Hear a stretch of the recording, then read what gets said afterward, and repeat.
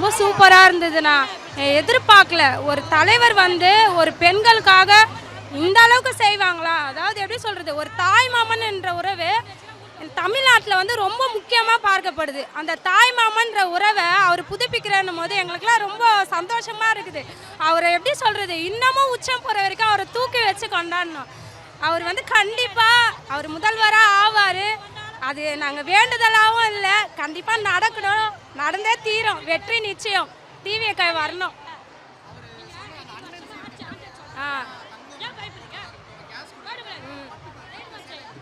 அது ரொம்ப எமோஷ்னல்னா எப்படி சொல்கிறது, ஒரு தலைவர் வந்து நம்ம வீட்டில் இருந்து பார்த்தா நம்ம அண்ணன் தம்பிங்க நம்ம கஷ்டப்படும் போது எப்படி உதவுவாங்களோ அந்த அளவுக்கு நான் உதவுறேன்னும் போது இதுக்கு மேலே வேறு என்ன நான் வேணும்?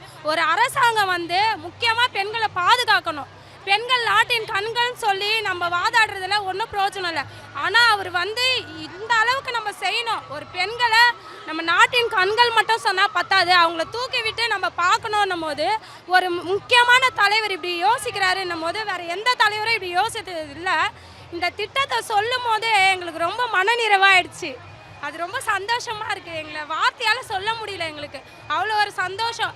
எங்களுக்காக குடும்பத்தை விட்டுட்டு மற்ற எல்லாத்தையும் உச்சத்தையும் விட்டுட்டு வராருன்னும் போது எங்களால் ஒரு ஓட்டு போட்டு அவர் ஜெயிக்க வைக்க முடியுன்றதை நாங்கள் நம்புகிறோம்.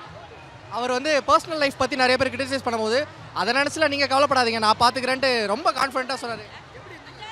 அது கேட்கும்போது எப்படி இருந்ததுன்னா, இப்போ நம்மளோட குடும்பத்தில் ஒருத்தர் என்னோட குடும்பத்தை நான் பார்த்துக்கிறேன், உங்கள் குடும்பத்தையும் நான் பார்க்கும்போது என் குடும்பத்தை நான் பார்க்க மாட்டேனா அப்படின்னு அவர் சொல்லும் போது எங்களுக்கு சந்தோஷமாக இருந்தது. சீக்கிரம் அவரோட வாழ்க்கையிலையும் இதே மாதிரி நல்லதே நடக்கணும், வெற்றி நிச்சயமாக இருக்கணும். கண்டிப்பாக டிவிக்கு ஆட்சி வரணும், எங்கள் தளபதி வந்து சிஎம்மாக ஆகணும், அதை தான் நாங்கள் எதிர்பார்க்குறோம். கண்டிப்பாக நடக்கும். நாளை நம்மதே வெற்றி நிச்சயம்.